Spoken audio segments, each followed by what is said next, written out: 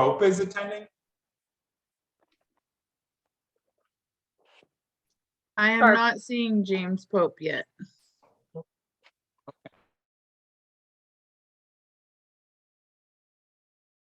Well, I can go ahead and get started and speak a little bit slower, and we can all get 13 minutes instead of just 10 and enjoy each other's company. So thank you all for attending.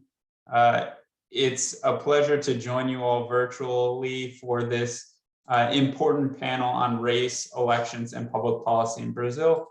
We have a dynamic slate of presenters today, and it looks like some really intriguing work. I'm Andrew Janusz. I'm going to present first. I'm from the University of Florida.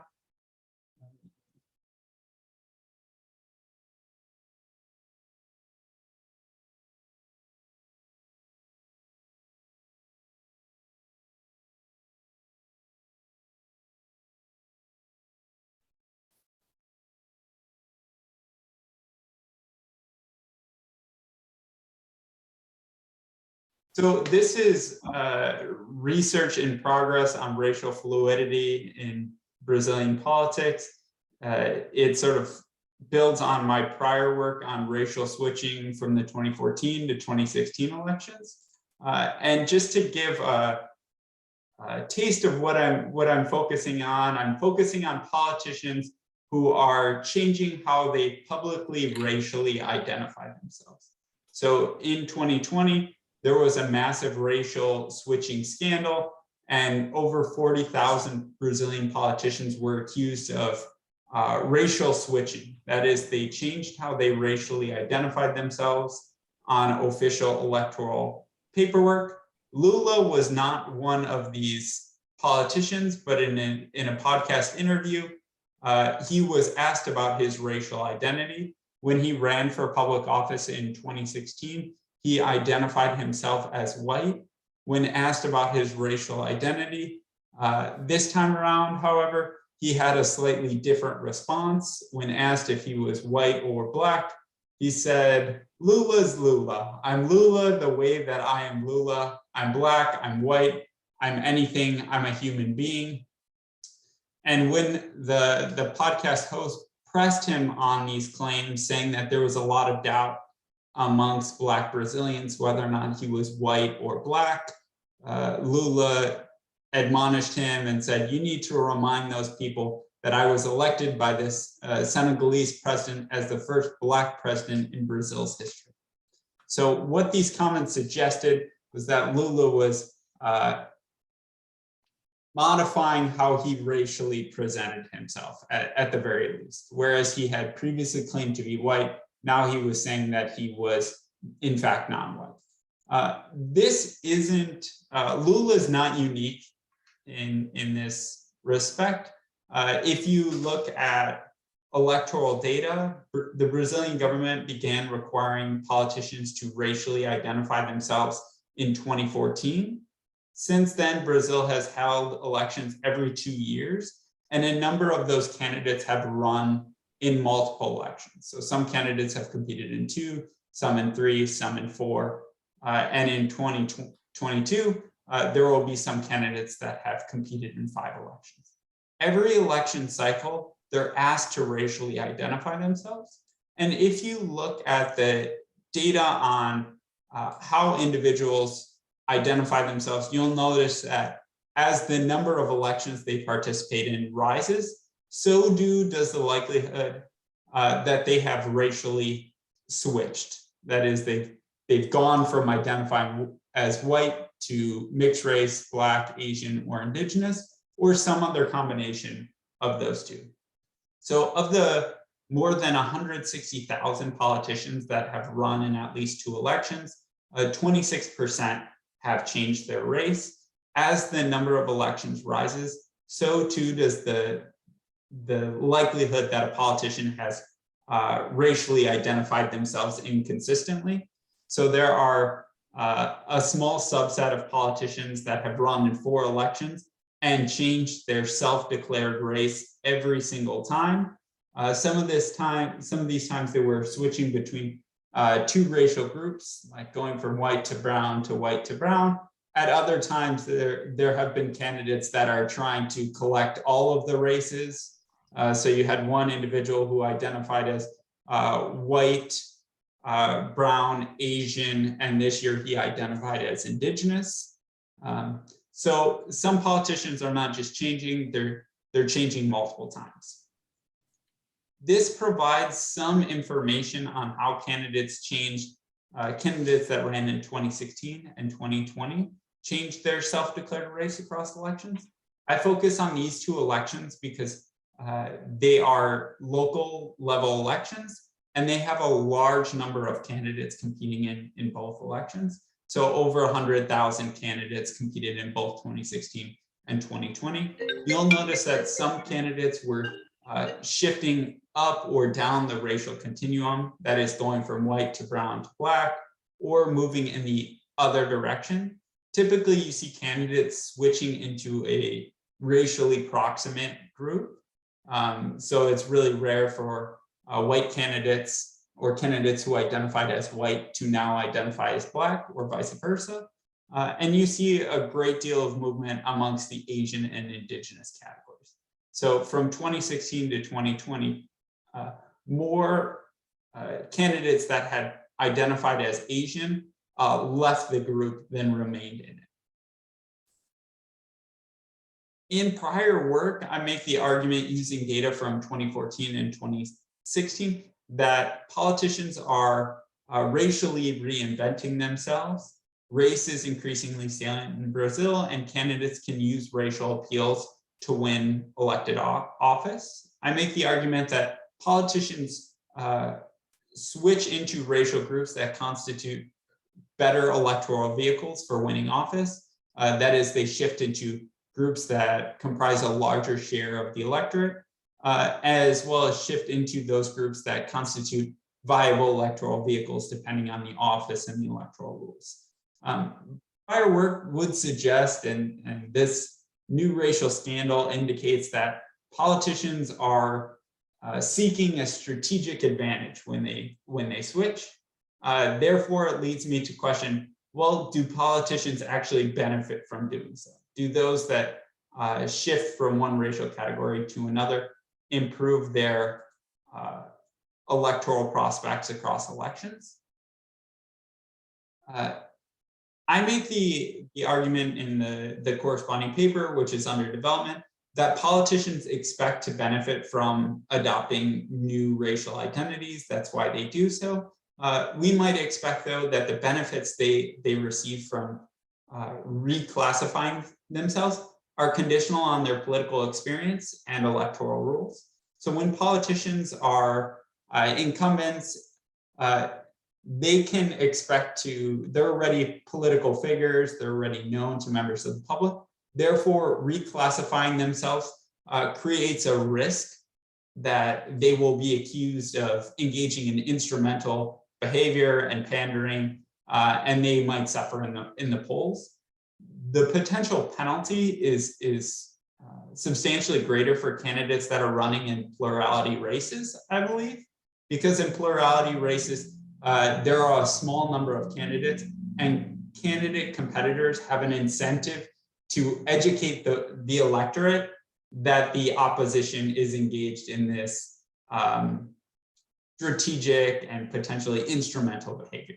In other types of elections, such as open list PR elections, candidates are incentivized, regardless of their incumbency status, to just focus on themselves. So talking about a competitor isn't going to win them any votes, whereas this might be the case when they run in plurality elections. So I'm going to test this hypothesis using information on the candidates that ran in both 2016 and 2020. As previously mentioned, in both of these years, Brazil held municipal elections. For city council, Brazil uses open list PR elections. So voters can vote for either a party or a candidate. Votes are summed at the party level, and then the candidates that are elected to office is based on how many votes they receive within their own political parties, versus mayoral races are held in single member districts according to plurality rules.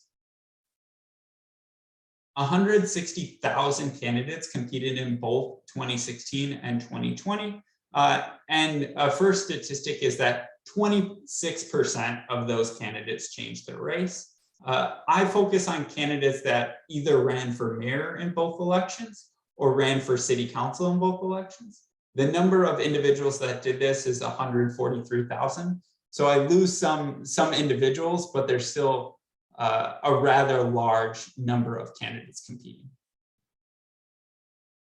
First, what I find is if we're expecting that institutional and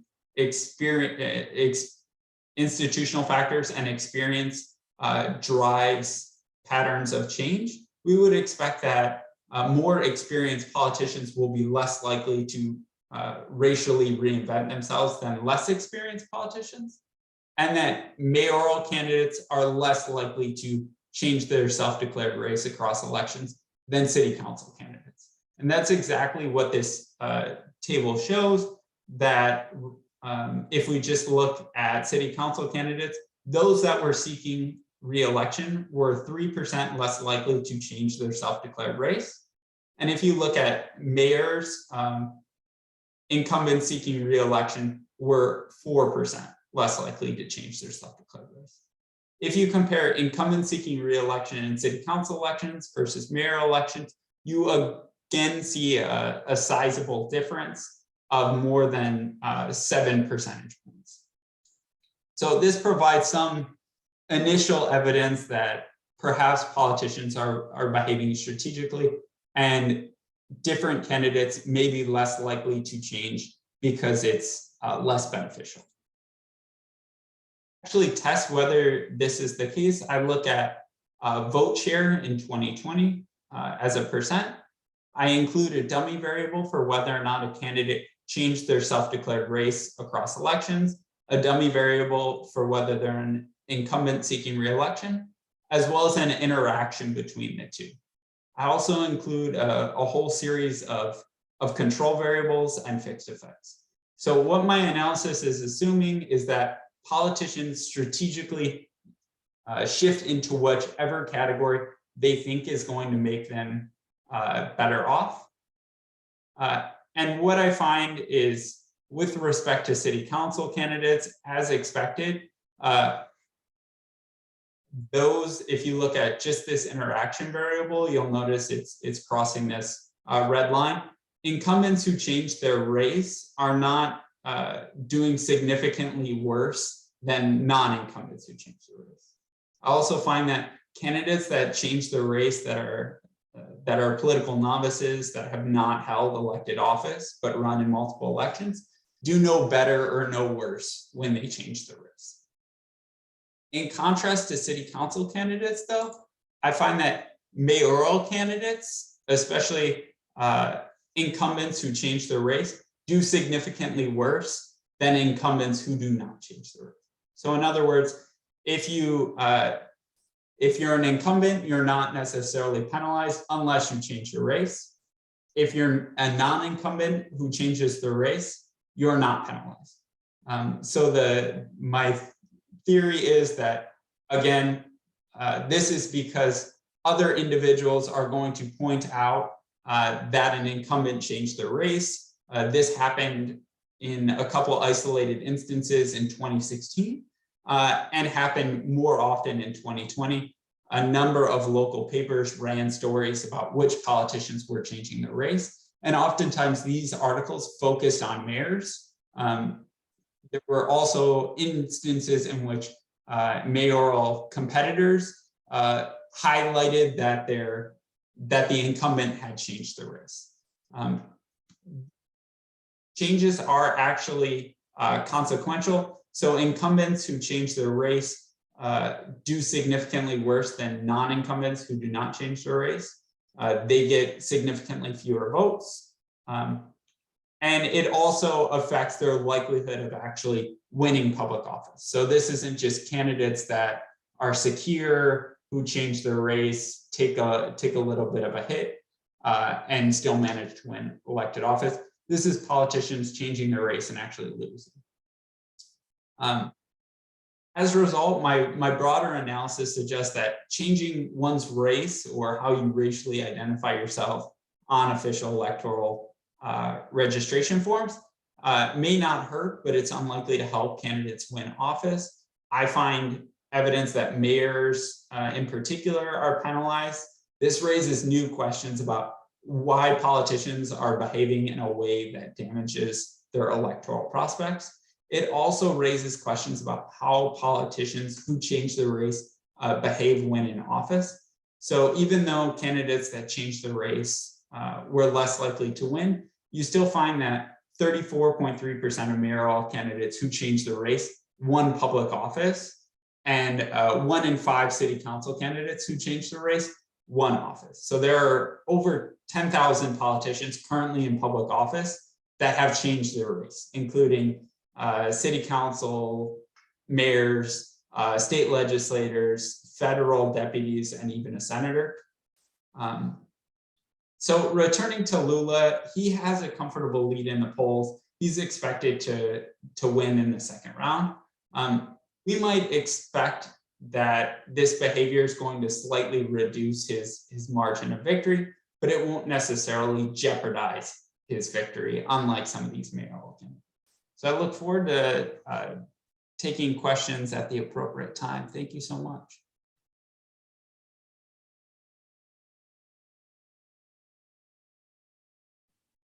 Congratulations.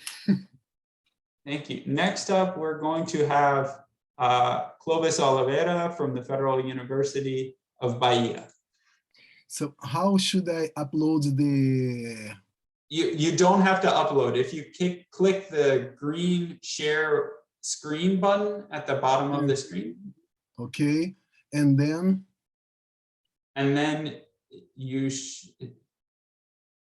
share. It should give you some options. I see. Okay.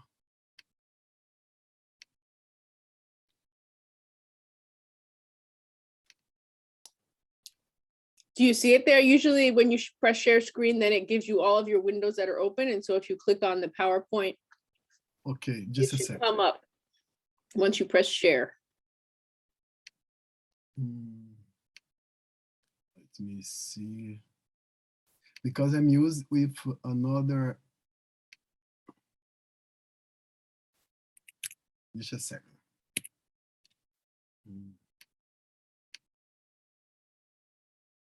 Now.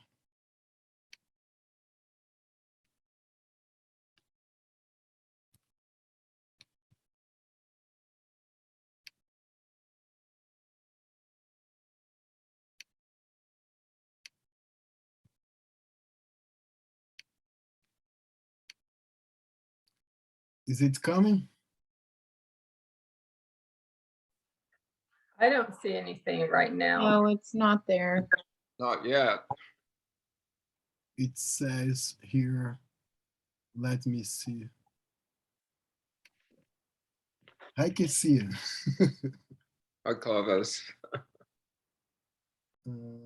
Clovis, do you want to have Gladys go first? If you email me your PowerPoint, I can share it for you, perhaps. Perfect. It's much better, much better.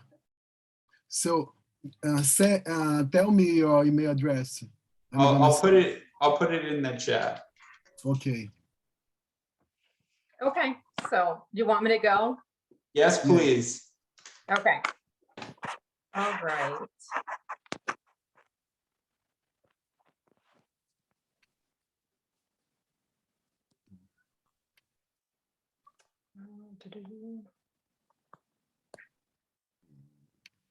Sorry, let me start this from the beginning.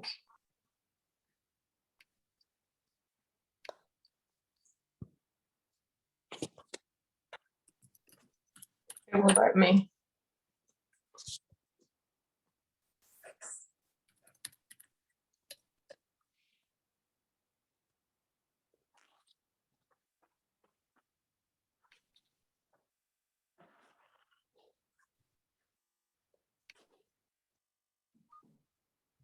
Okay, can you all see that? Yes. Okay, great.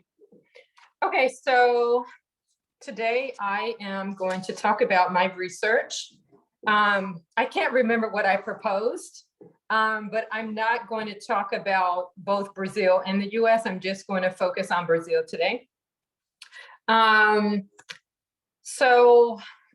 general, the mainstream media and political science literature, when they talk about support of conservative leaders in Brazil, they talk about support from evangelical Christians, among other segments. And so I was interested in terms of the demographics of my sample. I was interested in looking at whether intersectional identities would lead to different results.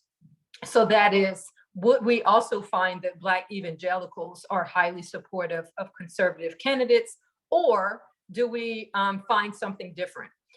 So for example, like I said, you have the image of evangelicals being the people who support conservative candidates, but then you also have in political science literature this discussion about people who receive Bolsa Familia, that it's really a form of clientelism as they supported Lula and then later Rousseff.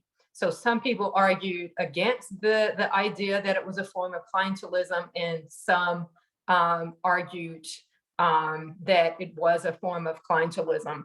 But there was really a lack of discussion around identities, and especially intersectional identities, in terms of looking at Afro-Brazilian Bolsa Familia beneficiaries, for example, and really looking at why they support the candidates they look at.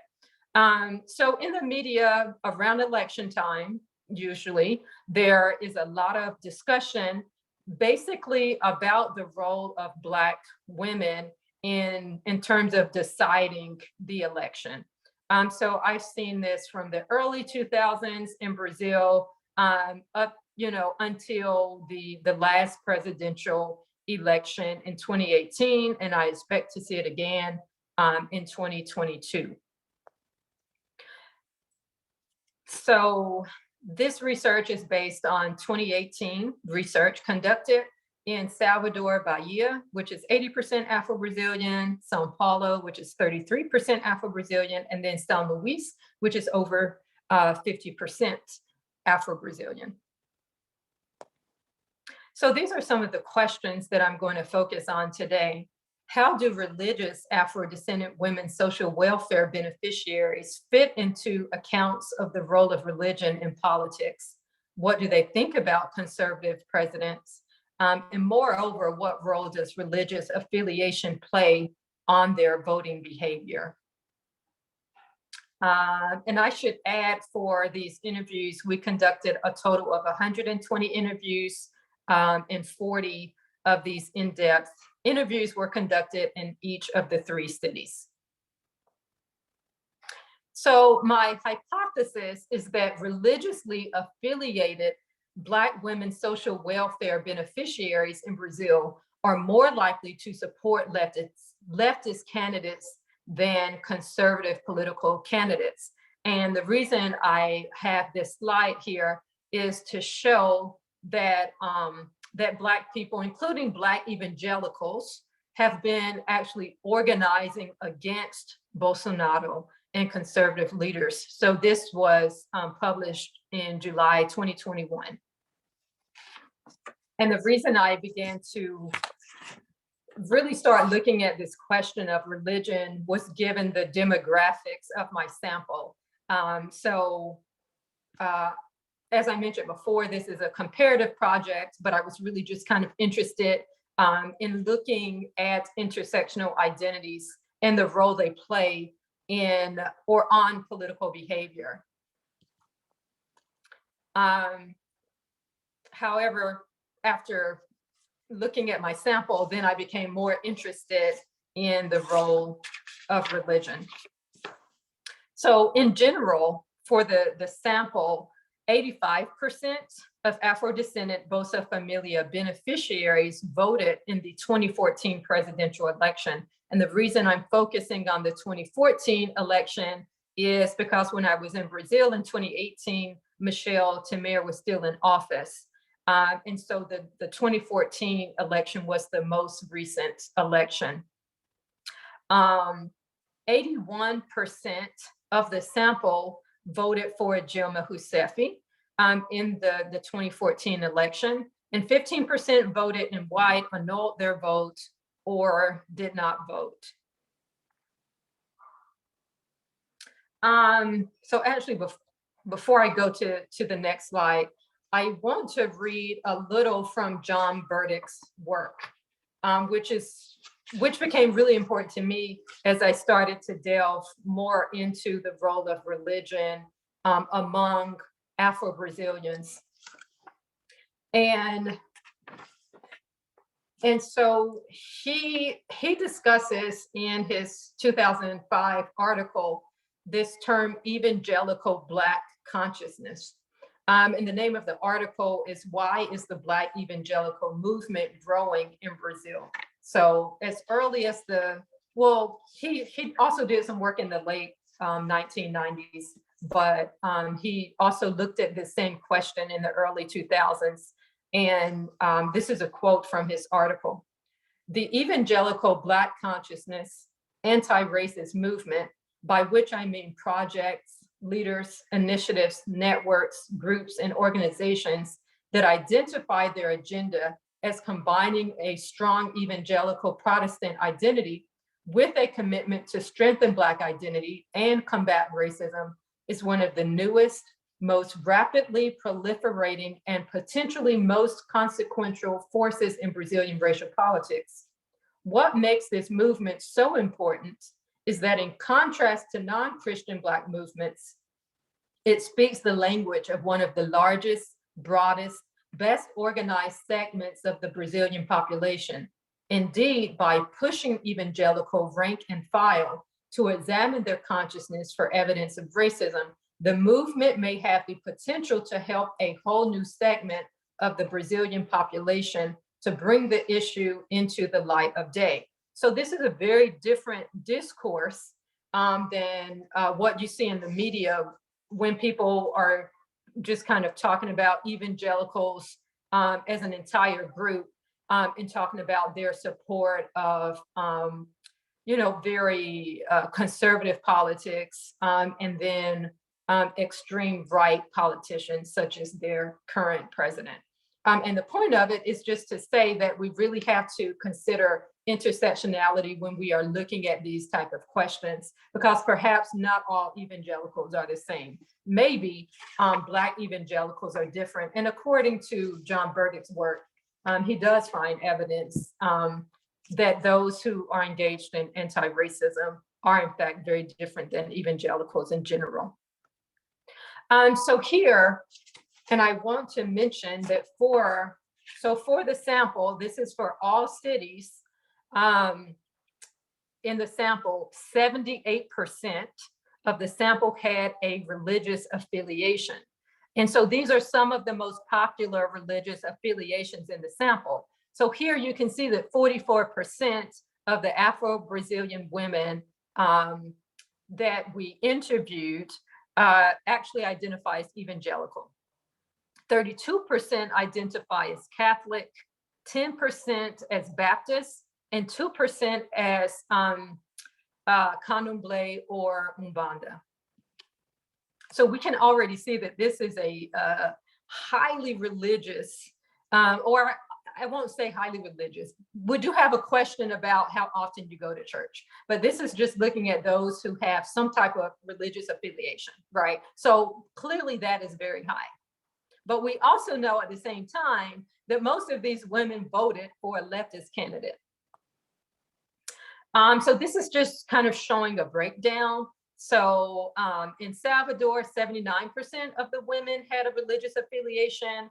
In São Luís, it was about 68%. And in São Paulo had the highest with 87% of the women having a religious affiliation.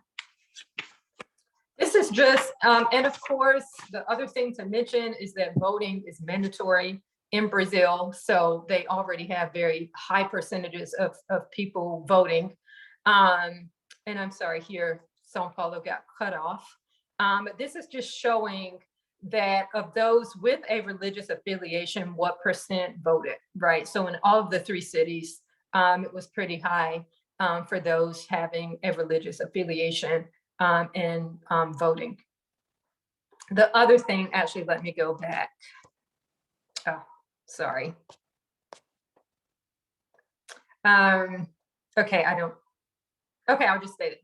Okay, so here we can already see, right, that women have a religious affiliation for the most part, and they voted for a leftist politician, which was Jomo Rousseff. The other question, and again, I'm going through this very fast, but these are in-depth interviews, so we do actually have the responses. But the other thing that I did is to ask the question, what do you think of Michel-Temer, who was in office? And 86% of the responses were very negative. So some people called him a vampire. They called him very negative names. There was, of course, some swearing in there. But people also talked about the issue of him that he couldn't really relate to poor people. Or they would say things like he wants to cut off our Social Security, or he doesn't want people to be able to receive their retirement benefits, or things like he doesn't care about, people receiving Bolsa Familia. So there was really it was rare that anyone actually said anything positive about him. And my follow-up interviews this summer, it won't be with the same women, but it will be with people receiving. So Brazil no longer has the Bolsa Familia. They have a new program that their current president implemented, but that is similar. So I will be asking about their opinions of Bolsonaro. So it will be interesting to see what I find there. But I just want to end.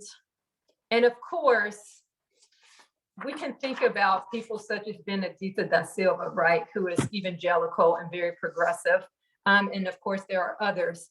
But I just wanted to highlight a pastor who's a Black woman pastor and who is evangelical, who is against Bolsonaro. And I'm just going to read this quote, as I think she represents some of the sentiments, perhaps, of some of these women. I don't think Jair Bolsonaro took advantage of evangelicals. That rotten evangelical segment that's out there supported him from the beginning. They want power, they want money. It is a reactionary fascist segment that wants the world to run according to what they believe. Note that almost all of them, with very few exceptions, are white men and from wealthy churches. Bolsonaro has this support because by joining this mob, these churches know they will have the power they dream of. For us to understand this movement, it is necessary to go to the United States and see the project of the evangelical right there. By 2050, they want every leader in the Americas to be Christian evangelical. So again, she is evangelical, but she's pointing to how different, right, his supporters are. And for her, she points to gender, race, and class, right, as differentiating her from, and perhaps other people like her from the white evangelical right in Brazil. So in closing, I think it's very important to make sure that we include an intersectional analysis when we are thinking about who supports conservative, extreme right politicians.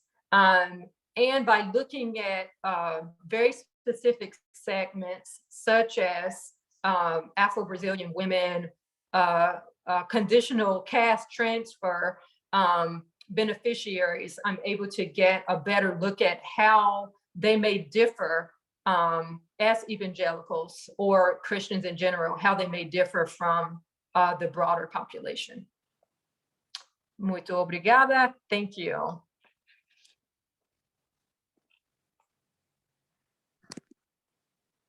Aí. Great. Clovis, are you ready? I will turn the slides for you and you just tell me when to hit the next. Okay. Please help me up.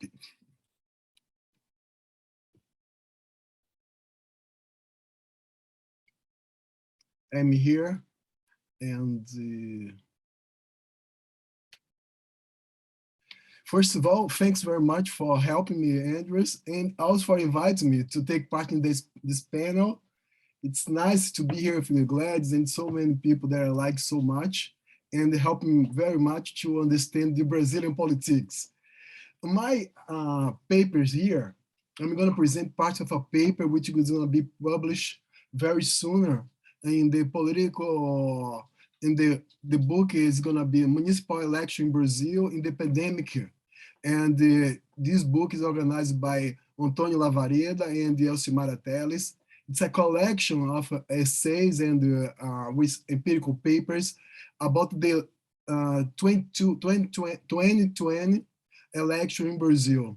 And I changed a little bit the title of the paper, because first of all, here is the diverse representation, gender, race, and ethnicity in Brazilian municipal election in 2020. I wrote this paper with two colleagues, Joyce Martins from the Federal University of São Carlos, and Carlos Souza from the Federal University of Bahia, of Pará. And as you might understand, I'm from the University of Bahia. It's a multiple eye and perception about the election in Brazil.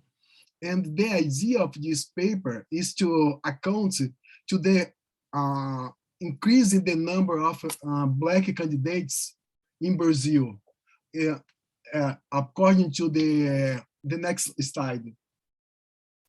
slide. According to the Brazilian Electoral Bureau, there was a huge increase in the number of Blacks that outnumber the participation of whites candidates in the election. And also we observe increase the number of women's LGBT plus candidates, and also quilombolas. So based on this first approach to this data, it seems that we have just an amazing increase. And the point is, should we prove that we have some change in the increase in the number of those candidates? So we relied in the database of the Brazilian Superior Electoral Court. It's a Brazilian bureau, very important. It's a formal statistic bureau, and some since 2014 they start to collect data based on race, because before we didn't have reliable data about race in Brazil. Then 1914 we started, and the next election, municipal election, general municipal election, 2016 we have the first time we could collect information about the local politics, and then finally in 2020. What we have so far, we try to discuss about politics of representation in Brazil. This paper reflects on, analyzes the participation of Black candidates and those so-called minority candidates in Brazil. But we named it here not minority. We say like underrepresented group. Because for instance, Blacks are not minority in Brazil. Most of the cities and the states, they are the majority of the population. And we are also trying to accomplish to the idea analyze the participation of those minority groups like LGBTQIA+, and quilombolas. And the major point to analyze in Brazil in 2020, we have a general election, municipal election, 5,570 municipalities run election to choose candidates for mayor and also for city council. We focus on city council because we think it's the first entrance for the political office in Brazil. Usually it's the place in which we find more competition among several groups, several branches, and several parties. So we took a look at this. We have almost 500,000 candidates competing for like 6,000 seats. And the point that is nice to understand that the election was occur during a specific situation, as usual. We have changed in the electoral laws. Now the Afro-Brazilian have the rights to have a quota of financial support for the election, and women also have financial support, and as well, Black politicians, they also have some share of the public advertisement program during the election. So it's a little bit changed the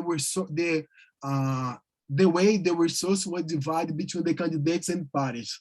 And then what we think, let's give information about my general view about that the findings. What we could find in the end, we have an increase in the number of candidates, but we have an equal distribution of results. And the points, what we could see, that we have two kinds of candidates. One, like Black candidates, women, and other LGBT, some of them were like very traditional candidates. Doesn't matter, it was a kind of politics of ideas.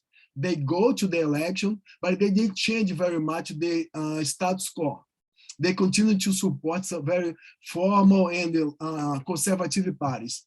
On the other hand, we have a wave of new candidates. We try to challenge the status quo.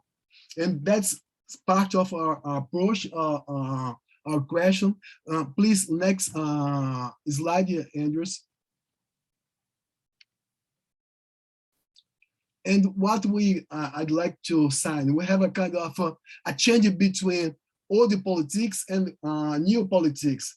The old politics is very conservative, patronized way of make politics. The parties control the entrance of candidates and also the resource.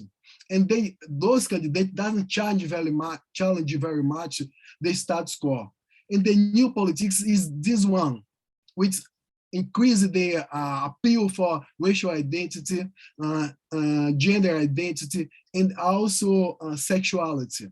And we find in this paper, at least in this research, what explaining this increased number of new candidates, especially Black candidates, changing the behavior of those politicians, institutional behavior, as I mentioned, and also there was a special moments when we have an increase in the appeal for racial equality.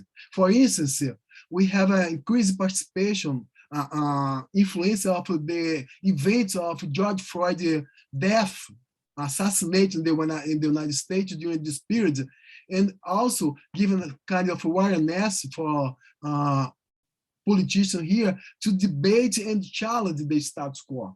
And so we have to rely on two perspectives to challenge this, the idea of descriptive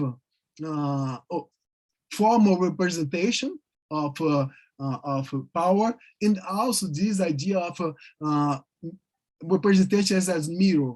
And so we have this wave of candidates has to do with that situation. So I come to the start question.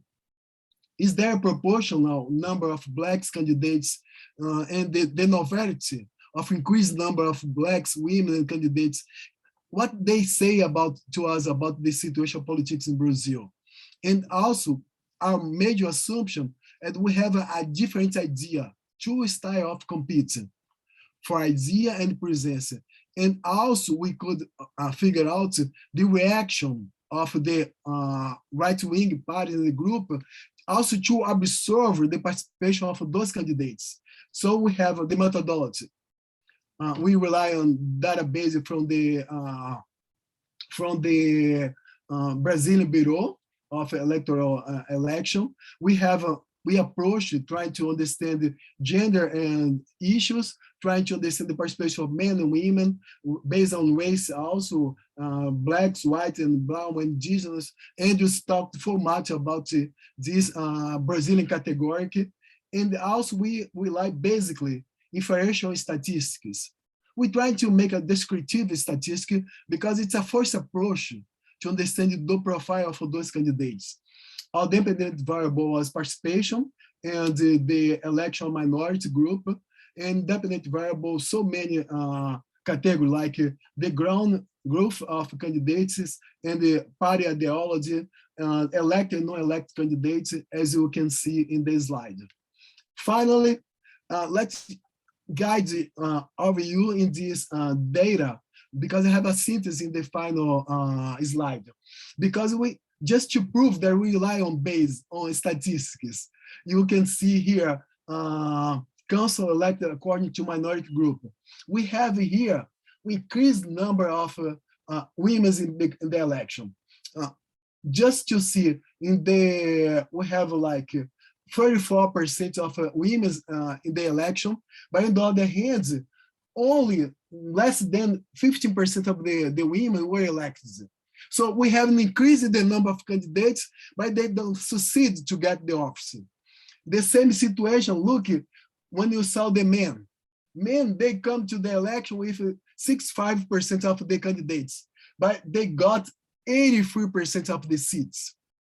It's amazing. Doesn't matter like this idea of, it's not a matter of demand and offer of candidates. It's a matter of have a resource to compete. Whites, look, almost 50% of the candidates were whites, but they got the increase. They get a share of more than this number in of the seats. Blacks, they increase the participation. Black, when I say blacks, dark-skinned blacks, they got, we have an increased number of blacks candidates in Bahia, in several states, and they got, they were 10% for the candidates, and they got only 62% of the seats. Let's go to one very interesting figure, LGBT, pardos. They have an increased number, and they didn't get so many seats as you can see here. 40% of the candidates were pardos. If you combine pardos and blacks, where half of the number of the candidates were Afro-Brazilians. And we can see that after all, they couldn't succeed. Let's see who are elected. Andrews, please tell me when I finish my presentation. Just tell me, okay? Next slide. Table 2, percentage of candidates according to city council. We can see here that from election 2016 to 20, we have an increase in the number of candidates, women that we could see, but the number of elected, like women have an increased participation, 2%. They jumped from 40% to 15%. We could say they have some advantage. They finally break a little bit the inequality. Not so much because they continue to be underrepresented when compared to the men. Let's see whites. They decreased the participation. They lost at least 4 points. And blacks, the pardos group was the one which achieved some level of increase in the participation. And finally, we can see the surprise, the number of LGBT which were elected in that election. It's amazing because they combined several approaches. They were black, they were sometimes from have a militant approach, and also they use the flag of LGBTQIA+. So they have an amazing success in that election. And if you look at the number, they just, if you see in terms of percentage, it was so much, but their absolute number, they just have a huge success. Let me see the next table, please, slide, Andrews. And let me see. When decrease, the rates of increase of participation of blacks, of candidates, each group, women, men, whites, blacks, pardos, that group. Look in the final section of the table, you can see that from the 2016 election to this election, we have the increase of 18% the number of elected candidates, women elected candidates. Men decrease minus 3 points, and white candidates minus 7 points. Black candidates, they increase 23 points, and Pardo increase 3 points, and indigenous people 28%, and finally the LGBTQIA+. Please pay attention about this final section. It's a phenomenon, the participation of LGBTQIA+. And finally, we can see here which part of the country we have the most successful participation of the candidates. Usually, women, they are underrepresented, but they when we see whites, the third lines, we can see that whites, they have more success in their campaign in the South, the Southeast, and also somewhat in the Mid-East. On the other hand, the blacks and pardos and quilombolas, they were best. The best performance was in the North, in the Northeast, and the section which they were best. Finally, table, we can see the position of them according to the parties. Which party is better for the black candidates and women to run and to have success? We can see that according to our data, we could see that usually blacks and women, they could run any place. Doesn't matter, they could go in the left wing and the right wings. Usually they were more successful in the right wings party because they have more support, more reliable resource, and also they stand in a different approach to the campaign, more clientelistic approach. On the other hand, we can see that usually the black candidates, like the white candidates, black women, they were more likely to be in the right-wing parties. But when we see the LGBTQIA+, and quilombolas, what is the best outlet to them? Left-wing parties. It's according to the literature. It's perfect match because when they go to the left-wing parties, they have more support, they have different profile of the voter, and so the campaign seems to be more embraced by those groups. And finally, final remarks, what we have? We have an increase in the progressive representation for those groups, but we still have the discrepancy in the results. Whites and male men, they are more likely to be elected in Brazil, even to the city council, the lower level of the politics in Brazil. And we can see like the rates of women, the men, and usually they are very different. And also we have women underrepresented in every part of the country. Doesn't matter if it's Northeast, if it's left wing or any section of the election, women are underrepresented. And black people and the black people and the indigenous people, they are more likely to be elected in northeast of Brazil. And finally, the LGBTQIA+, they are more likely to be elected in the South. We find a major conclusion is that we have a different style of make campaign, depending on if you are black, if you are white, and the way the party embraced the campaign also reflected the results of the participation. And we have so far one situation, the conflict between the politics of presence versus the politics of idea.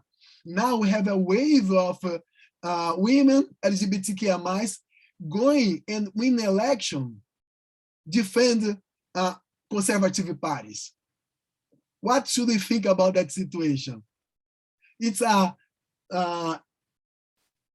seems to be like an increase or a backlash in the participation of those groups in the election. So Brazil offer for us this puzzle. I'd like the help of everyone here to understand a little bit and help him to understand that situation in Brazil. Thank you very much for your understanding, your patience. Thank you, Clovis.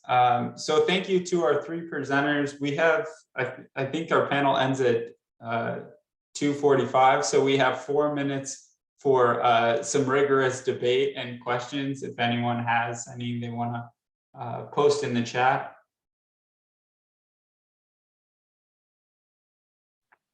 Can I ask 2 questions? Of course. One is for you, Andrew. The other is for Clovis.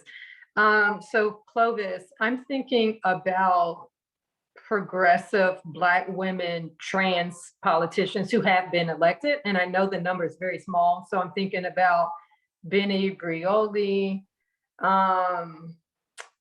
Who else?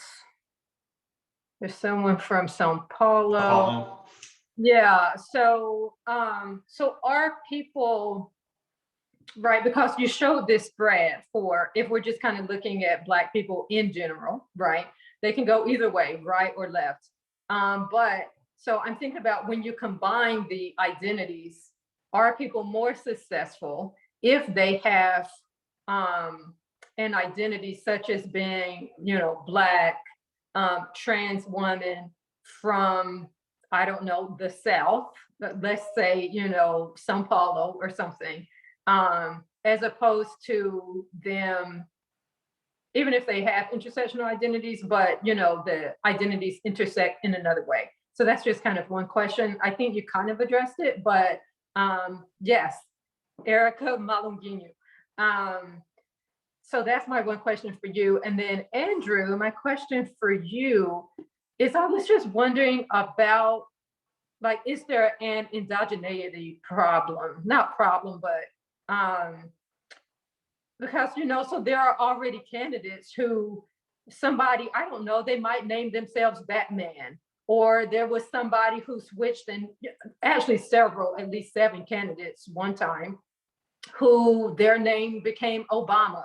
So maybe you already, so in other words, are there something about these politicians who switch regardless that may penalize them? And maybe voters know that. So maybe racial identity is just another way. So maybe you don't switch political party. Maybe, you know, maybe one time you switch to Obama, maybe another time you switch to Batman, maybe another time you switch your race. So maybe there's just something inherently different about those candidates that are going to punish them anyway. Or, so yeah, I just wanted to hear your thoughts on that. Those are my 2 questions. You go All right, first. Clovis, you have 15 seconds. You go first. Everything is endogenous. I completely agree that these candidates are changing their strategies, and I'm trying to figure out a solution to it. I don't know that I have one, and would love to have a conversation offline about it. Clovis?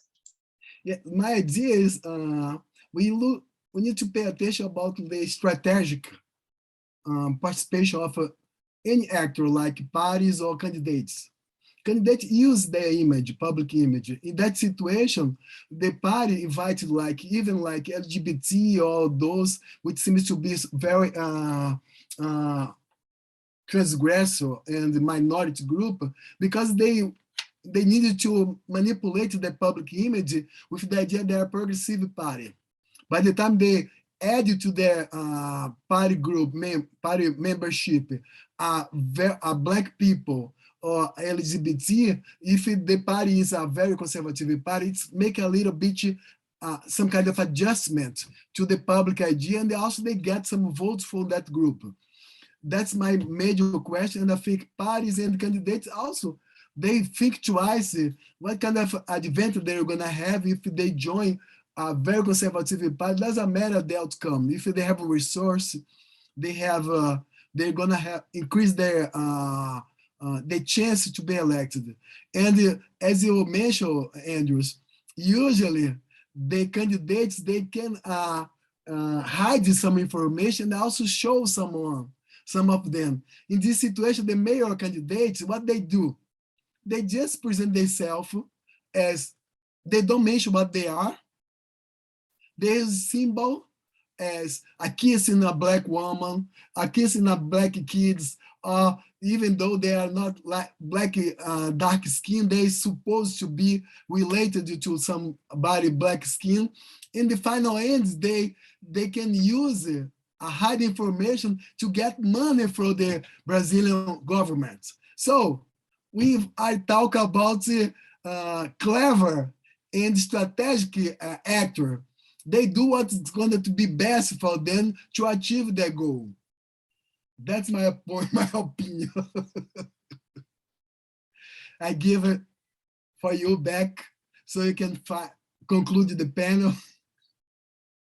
Okay, Gladys, I have a number of questions for you. I'll send you via email. Danielle, thank you for your question. I'll have to respond via email. Thanks to our panelists and the number of people who joined our panel for these excellent presentations on Brazil, public policy and elections. I think that there are more questions for NCOBPS 2023, so I look forward to seeing you all, hopefully in person next year. See you all later. Good to see everyone. All right. Thanks, everyone. Beautiful panel. Thank you. Thank you.